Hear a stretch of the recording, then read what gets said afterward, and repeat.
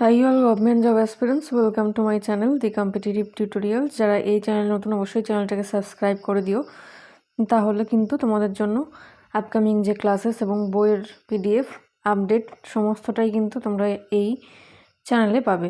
তো আজকে হচ্ছে ক্লার্কশিপের যে টার্গেট ব্যাচ সেটা আলোচনা করা হবে। সেটার থেকে আছে কিন্তু ইম্পর্টেন্ট প্রশ্ন আলোচনা করা হবে। আর পিডিএফ পাওয়ার জন্য অবশ্যই তোমরা টেলিগ্রাম চ্যানেলে জয়েন করতে পারো।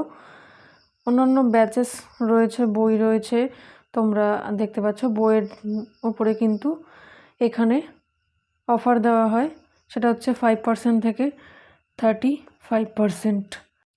তারপর দেখো তোমাদের জন্য কিন্তু জিকে কোর্স আছে, প্র্যাকটিস জিকে কোর্স, সেটা হচ্ছে 42% অফ দেওয়া হচ্ছে প্রথম 30 জন স্টুডেন্টের জন্য।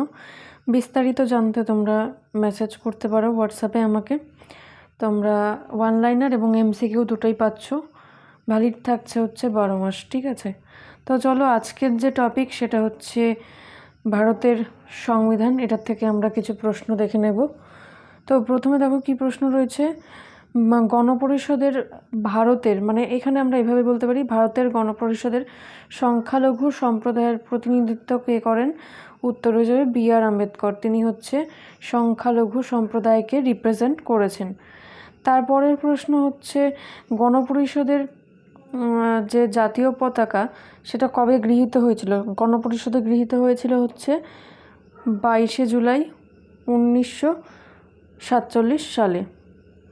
পরের যে প্রশ্ন সেটা হচ্ছে সংবিধান গৃহীত হয়েছিল কবে? উত্তরটা হয়ে যাবে কিন্তু 26শে নভেম্বর 1949 সালে। আর এটা কার্যকরী হয়েছিল হচ্ছে 26 জানুয়ারি 1950, ঠিক আছে? এটা তোমাদের প্রশ্ন আসে। নেক্সট প্রশ্ন কি আছে দেখো, 1947 সালে কোন মাসে ভারতের সংবিধানের প্রথম খসড়াটি রচিত হয়েছিল? ড্রাফটটা হয়েছিল হচ্ছে অক্টোবর মাসে, আর গৃহীত হয়েছিল তাহলে কত হলো, সেটা হচ্ছে নভেম্বর মাসে, ঠিক আছে? আর সেটা কার্যকরী হয়েছিল তাহলে কত সালে বললাম? 1950-এর 26শে জানুয়ারি।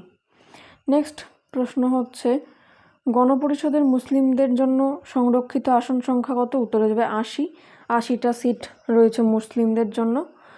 পরের প্রশ্ন হচ্ছে কি রয়েছে দেখো, গণপরিষদের সভাপতি কে ছিলেন? প্রথম যে সহ সভাপতি ছিলেন তিনি হলেন হরেন্দ্র কুমার মুখোপাধ্যায়। নেক্সট প্রশ্ন কি আছে দেখো, গণপরিষদের প্রবীণতম যে সদস্য তিনি কে ছিলেন? উত্তর হয়ে যাবে সচ্চিদানন্দ সিনহা।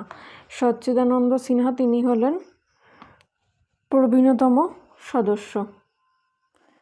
নেক্সট প্রশ্নে চলে যাচ্ছি, ভারতের গণপরিষদের স্টিয়ারিং কমিটির চেয়ারম্যান কে ছিলেন? উত্তর হয়ে যাবে ডক্টর রাজেন্দ্র প্রসাদ। তিনি হচ্ছেন ভারতীয় গণপরিষদের স্টিয়ারিং কমিটির চেয়ারম্যান। নেক্সট প্রশ্ন কি আছে দেখো, আমি যেটা বললাম যে কার্যকরী হয়েছিল কত সালে, মানে গণপরিষদের সংবিধান কত সাল থেকে চালু হয়েছিল? এটা হয়ে যাবে 1950-এর 26শে জানুয়ারি। আচ্ছা, নেক্সট প্রশ্ন হচ্ছে কি রয়েছে দেখো, ভারতবর্ষের সংবিধান রচনার জন্য গণপরিষদের কতগুলি কমিটি ছিল?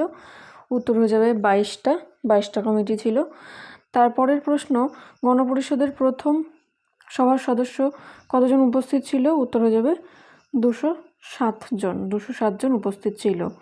নেক্সট প্রশ্ন কি আছে দেখো, ভারতের স্বাধীনতা প্রাপ্তির সময় যিনি ভারতীয় জাতীয় কংগ্রেসের সভাপতি ছিলেন তিনি হলেন কে? জে.বি. কৃপালিনী। তিনি হলেন স্বাধীনতার সময় ভারতের জাতীয় কংগ্রেসের সভাপতি। তো আজকে এই কয়েকটাই প্রশ্ন ছিল। তো ভিডিওটি কেমন লাগলো? ভালো লাগলে অবশ্যই শেয়ার করে দিও। Thanks for watching and all the best for your upcoming exam.